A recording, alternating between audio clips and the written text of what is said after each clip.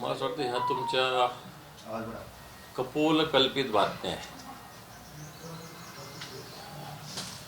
जसं आता आपण म्हणतो जे ना देखे कवी ते देखे रवी, आता तसं तुम्ही पत्रकार पाहू लागलेले आहेत. त्यामुळं अशा ह्या चर्चा ज्या काय आहे याला कोणताही अर्थ नाही. मी शिवसेना प्रमुख मान्य बाळासाहेब ठाकरे यांचा शिवसैनिक आणि उद्धवजींच्या नेतृत्वाखाली काम करणारा शिवसैनिक आहे. अशा सीट मिळतील नाही तर न मिळतील, निवडून येणं किंवा न येणं या विचाराला प्राधान्य न देता संघटनेच्या विचाराला घेऊन काम करणं, त्याच्यावर चालणं असा विचार मांडणारा मी शिवसैनिक आहे. हा, एवढं ठीक आहे की संघटनेच्या प्रमुखाकडे हट्ट करण्याचा मला अधिकार आहे, मला आग्रह धरण्याचा अधिकार आहे. शेवटी ते जे निर्णय घेतील तो मान्य करणं हे सुद्धा माझं कर्तव्य आहे. आणि मला तर या सगळ्या गोष्टी संघटनेत होत आहेत. पक्षप्रमुख तेवढंच आमच्या म्हणण्याला महत्त्व देतात आणि आम्ही त्यांनी सांगितलेल्या आदेशाचं कर्तव्याचं तंतोतंत पालन करतो. त्यामुळं आपण ज्या अशा बातम्या इकडं तिकडे येत आहेत, मला खरं तर या बदनामी करणाऱ्या बातम्या आहेत. मी एक सर्वसामान्य शिवसैनिक आहे. शिवसेनेमुळे मी आज या राज्यात जे प्रोटोकॉल आहे त्याच्यामध्ये संवैधानिक शिवसेनेत ज्या काही जबाबदारी त्यातलं मी एकमेव आहे.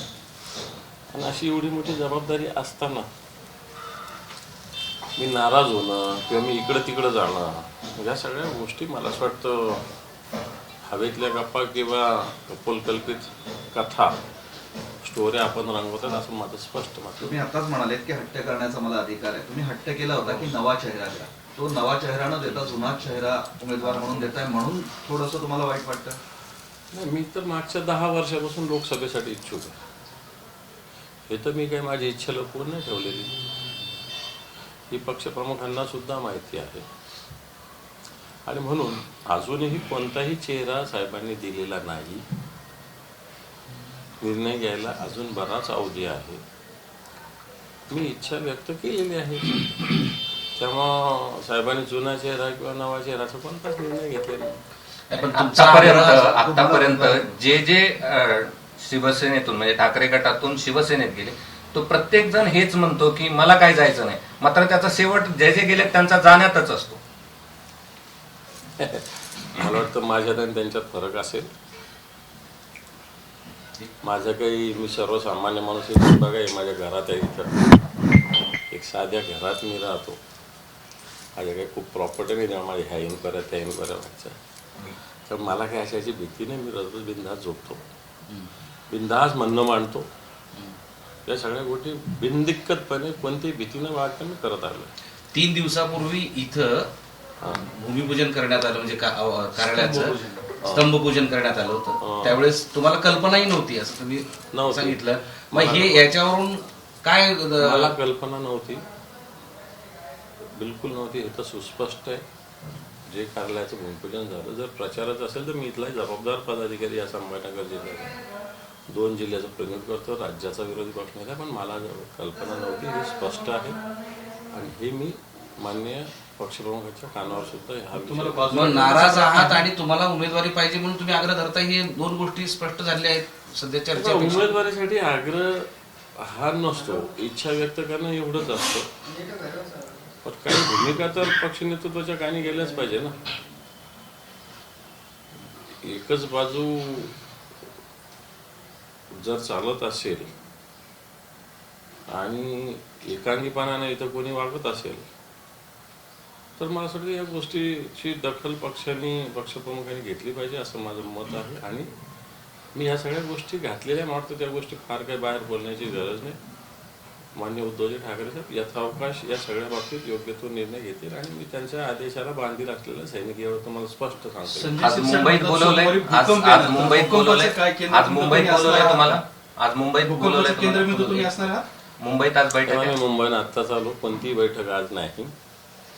आज साहेबांचं मला वाटतं मुंबईतच दौरा आहे आणि बैठका करण्याची गरज नाही. साहेबांच्या सातत्यानं संपर्कात आम्ही असतो, साहेब आमच्या संपर्कात असतात, आम्ही साहेबांच्या संपर्कात असतो. आणि कोण भूकंप वगैरे म्हणत असेल, मला असं वाटतं त्यांनाच विचारा, भूकंप काय अंबादाने काय भूकंप आहे का नाही? अंबादाने सामान्य शिवसैनिक त्याच्यामुळे काय भूकंप गेला का हां म्हणजे जायचंय कुठं उद्धव यांच्याकडे नाही बाबा असं कुठं काय गोष्टी म्हणजे या सगळ्या गोष्टी झूट एवढं तुम्हाला स्पष्ट सांगू संपलं. पण ही चंद्रकांत खैरे तुम्हाला डावलण्याचा प्रयत्न करतात असं वाटतं का अशा काही हो गोष्टी? नेहमीच करतात. त्याला काय आजच काय नेहमीच करतात. निवडणुकीला सामोरं जात असताना तुमच्यासारखा मोठा नेता जो विरोधी पक्षनेता आहे हा. त्यांना डावलत राहणं म्हणजे हे पक्षाचं नुकसान करण्यासारखं वाटत नाही? मी काय खैरे साहेबांकडे कोण थोडी पक्षाचं काम करतो. मी उद्धवजी ठाकरे साहेबांकडे कोण पक्षाचं काम करतो. त्यामुळे ते काय म्हणतात आणि काय करतात त्याच्याशी मला काय घेणं देणं नाही. अजूनही तुम्हाला अपेक्षा आहे की तुम्हाला उमेदवारी मिळेल? माझी मागणी नोंदवलेली आहे. शेवटी मिळून ना मिळून पण सर्वे पण जर केले असतील दावेंना सगळ्या- मिळालीच उमेदवारी तर मग पक्ष म्हणून तुम्ही काम करणार, कारण ते खैरे सारखेच नाही. डावलतात. खैरे आता खैरेंना मिळालीच तर पण मी सांगितलं मी पक्षाचा बांधील सैनिक आहे. मागच्या 2 टर्म इच्छा व्यक्त केलेली असताना मी निवडणूक प्रमुख होतो, मला तिकीट नाही भेटलं तरी, हे तुम्हाला सांगतो. त्यामुळं पक्षाच्या विषयी माझ्या मनात काही संभ्रम निर्माण होऊच शकत नाही. तुम्ही नाही, खैरेंचं काम पक्षाकडून जे करणार का? सर्वेक्षण केलंय तेच त्याच्यावर विचारतोय मी, खैरेंचं काम करणार का मग जो उमेदवार ते असले? खैरेंचं नाही, शिवसेना उद्धव बाळासाहेब ठाकरे यांचा जो उमेदवार असेल त्याच. चंद्रकांत खैरेंना उमेदवारी दिली तर हा. पक्षाचं काही नुकसान होईल असं वाटतंय का? मला असं वाटतं पक्ष नेतृत्व सगळ्या गोष्टीचा व्यापक विचार करत असतो. जो तो ज्या ज्या उंचीवर उभा असतो तेवढाच विचार करतो. मी आता इथं खाली उभा आहे तर मी एवढाच विचार करेल. वरचा माणूस वरचा विचार जिल्ह्याचा आवाका तुम्हाला आहे आणि उमेदवाराबद्दल तुम्हाला माहिती आहे, त्यामुळे पुन्हा त्यांना जर उमेदवारी दिली तर काही प्रमाणात नुकसान होऊ शकतं का?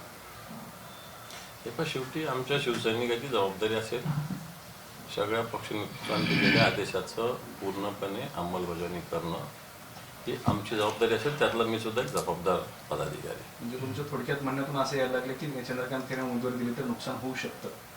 असं कुठं म्हटलं? मी काय म्हटलं, सगळ्यांनी कोणीही दिला त्याला खूप फायदा होत असतो अशातलं थोडी. उद्या मी दिलं तरी काही नुकसान होत असतो, खैरेसाहेब दिलं तरी होत असतं. परंतु शेवटी ती संघटनेची जबाबदारी असते या सगळ्या गोष्टीला कशा पद्धतीनं सामोरं जायचं. असं थोडी लगे मीच एकटा चांगला आणि ते वाईट असं माझं मुळीच म्हणणं नाही. तेही चांगले आहेत. त्यांचा आरोप असतो की तुम्ही काड्या करता म्हणून त्यांच्यावर. माझा नाही, मी ते नेते आहेत आमचे असंच म्हणाल. गेली निवडणूक पण तुम्हीच हरवली त्यांना म्हणून ते पडले असं त्यांचं म्हणणं आहे. आता म्हणून दाखवा. म्हणजे याचा अर्थ काय समजायचा या वाक्याचा? या वाक्याचा अर्थ काय समजायचा? नाही, ते असे आरोप करत राहतात. त्यांच्या आरोपाला काही तथ्य नसतं. त्यांचा एक स्वभाव आहे, तुम्हाला सगळ्यांना माहिती आहे. तुम्ही त्यांच्या तोंडून काहीतरी वधवून घेता. त्यांचा तुमच्या एक स्वभाव. दोघांमध्ये हा वाद सतत राहतोच आहे. वाद थोडे पक्षात स्पर्धा असायला काय प्रॉब्लेम आहे? कोण म्हणत? वाद आहे ना हा तर. वाद नाही, स्पर्धा आहे. स्पर्धा असली पाहिजे पक्षात. ज्या दिवशी निर्णय देईल त्या दिवशी एक व्हायचं, संपला विषय. निर्णय होत नाही तो पण लढत राहायचं, पळत राहायचं. त्याला काय प्रॉब्लेम? तुम्ही शिंदे सेनेत जाणारच नाहीत? बिलकुल नाही, कदापि नाही, कधीच नाही. शाश्वत आपण किती धर्म महिने नाही, कमवून किती करणं, वर्ष कोणता नाही, धर्म, असं कोणता धर्म? चालेल का? अरे शिंदे सेना आहे किती दिवसाची? 2-5 महिन्याची. नंतर कसली राहणार ती सेना? पण अशी एक चर्चा आहे की शिंदे सेनेकडून तुम्हाला यावं आग्रह आहे किंवा निमंत्रण आहेत आणि तुम्ही लोकसभा लढवावी, ही तर चर्चा तर जोरात सुरू आहे. तुम्हाला कोणी शिंदे सेनेच्या माणसं सांगितलं का? असं म्हटलं तर मी त्याला उत्तर देईल. तुम्हाला कोणी काही सांगत असेल त्याला मी काय सांगू शकतो? एक गोष्टीचा अर्थ घ्यायचा म्हणजे जोपर्यंत उमेदवारीचा निर्णय होत नाही तोपर्यंत तुम्ही लोकसभेच्या स्पर्धेत कायम आहात. 100%. तुम्ही देश आणि राज्य पातळीवर भाजपला दंड थोपटताय, पण अशा स्थितीमध्ये त्यांचे सगळे उमेदवार म्हणजे 20 उमेदवारांची यादी त्यांनी जाहीर 4 दिवसापूर्वी केलेली आहे. हो. अजून मात्र तुमचं तळ्यात मळ्यात आहे आणि तुमच्यातच कोण उमेदवार आहे याच्यात सुद्धा आता असं जुगलबंदी नाहीये. दिसते आहे. उलटी शिवसेनेची यादी मान्य पक्षप्रमुख व्यवस्थित जाहीर करतायत. काल अरविंद सावंतांची उमेदवारी जाहीर केली दक्षिण मुंबईमधून. 8-10 दिवसापूर्वी अमोल कीर्तीकरांची उमेदवारी जाहीर झाली. त्याच्यानंतर ओमराजेंची उमेदवारी जाहीर झाली. त्याच्यानंतर अशा काही उमेदवारांच्या एक टेंटेटिव्ह त्यांना ते काही जाहीर, काही जणांना टेंटेटिव्ह सांगितलेलं आहे की तुम्ही उमेदवार आहात म्हणून. तशा पद्धतीने ते कामाला लागलेले आहेत. अंबादास या नावाची वारंवार चर्चा का हो? ही काही पहिली वेळ नाही की तुम्ही शिंदे गटात जाणार अशी चर्चा झाली सुरू आहे म्हणून. याआधी पण खूप टोकापर्यंत चर्चा झाली. कसं आहे आता, ते आणि आम्ही एकत्र होतोच ना, त्यामुळं एखाद्या वेळेस कोणी काही बोललं असेल, बोलत असेल, तेव्हा म्हणून काय चर्चेत जायचं असं तर पहिल्याच दिवशी करत. आता काय त्यांनी कधी प्रयत्न केले तुम्ही यावं म्हणून? ते त्यांना विचारा, मला कशाला विचार. पण तुम्हाला फोन यायचे ना एकनाथ शिंदे असं ऐकलंय आपण. नाही कामाला मी लावतो फोन. त्याला काय, मी विरोधी पक्ष नेता राज्याचा. जनतेचं एखादं काही काम असेल तर मला त्यांना फोन लावावं लागेल आणि त्यांना ते काम पण तुमचे फोन होत राहतात नाही याची कामं येते सहज बोलायला, घरातल्या कुटुंबातल्या नाही नाही नाही, असं मी कधी लावत नाही फोन. त्यांचे येतात तुम्हाला. फोन नाही नाही मान्य सर. ते आपणच इलेक्ट्रॉनिकच्या बोलायचं. बॉन्डवर जे काही मिळाले पक्षांना, त्याच्यात शिवसेना पण आहे. ते लोकांना बऱ्याचदा असं वाटतं की शिवसेना, ती काय शिवसेना अगोदरची आहे, कारण 2018 पासून ती सगळी रक्कम आहे राष्ट्रीय पक्ष. हा राष्ट्रीय पक्ष म्हणून. तर ते अनेकांना प्रश्न पडलाय की आता ही शिवसेना कोणा, म्हणजे कुणाच्या पदरात पडले ते इलेक्ट्रो बॉन्डची. नाही नाही, हे पहा, इलेक्ट्रो बॉन्डचा मुद्दा जो आहे शिवसेनेच्या खात्यात आले असतील. ती रक्कम बघितली तर भाजप बीजेपपेक्षा 0.1%च्या पण खाली आहे आणि ती ओपन. भारतीय जनता पार्टीला जे खऱ्या अर्थानं बॉन्ड आलेले आहेत त्यातले बॉन्ड्स ज्या कंपन्यांची ईडी, इन्कम टॅक्स अशा इन्क्वायरी अशा कंपनीने दिलेली आहे. हा सगळ्यात महत्त्वाचा भाग आहे. म्हणजे एकीकडे तुम्ही त्यांना बंदूक लावायची, नंतर त्यांच्याकडून पैसे वसूल करायचे. नवीन खंडणी चा प्रकार आहे हा भारतीय जनता पार्टीचा. 6,000 कोटी रुपयाच्या वर रक्कम आहे त्यांच्या इलेक्ट्रो बॉन्डचे. 6,000 कोटीच्या वर. देशाला कोण म्हणजे ह्या जे देणार आहे श्रीमंत त्यांना काहीतरी अडकवायचं, ब्लॅकमेलिंग करायचं, हा खंडणीचाच प्रकार आहे ना. हा खंडणीचा प्रकार आहे.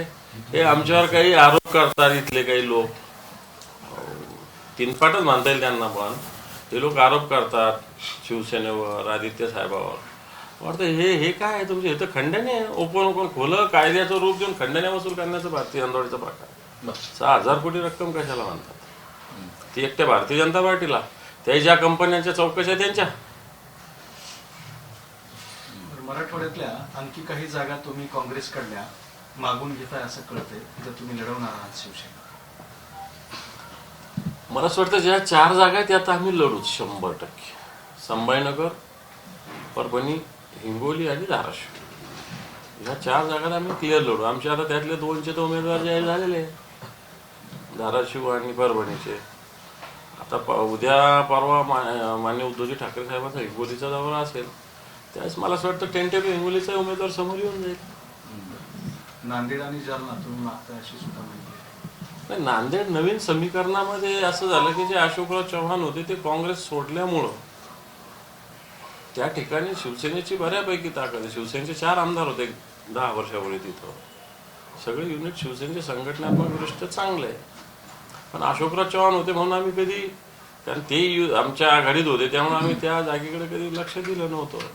पण आता अशोकराव चव्हाण गेल्यानंतर मेजॉरिटीनं काँग्रेसचे पदाधिकारी अशोकराव चव्हाणांसोबत गेले आणि म्हणून तिथं आज काँग्रेसपेक्षा शिवसेनेची ताकद जास्त निर्माण झाली आहे.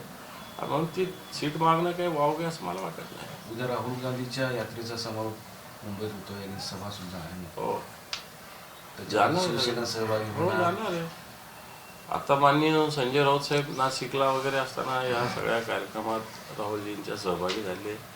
धुळ्याला असो, नंदुरबारला असो, नाशिकला असो, सगळ्या शिवसैनिकांनी या भारत जोडो यात्रेचं स्वागत केलेलं आहे. मला वाटतं मुंबईमध्ये सुद्धा शिवसेना त्याचं स्वागत करेल आणि उद्धवजी ठाकरे साहेब उद्या जी सभा आहे राहुल गांधीची त्याच्यात सहभागी होतील. ठीक आहे.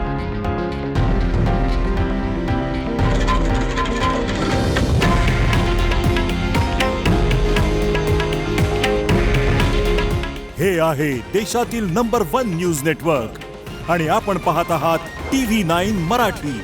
काळजी तुमची, हित महाराष्ट्राचं.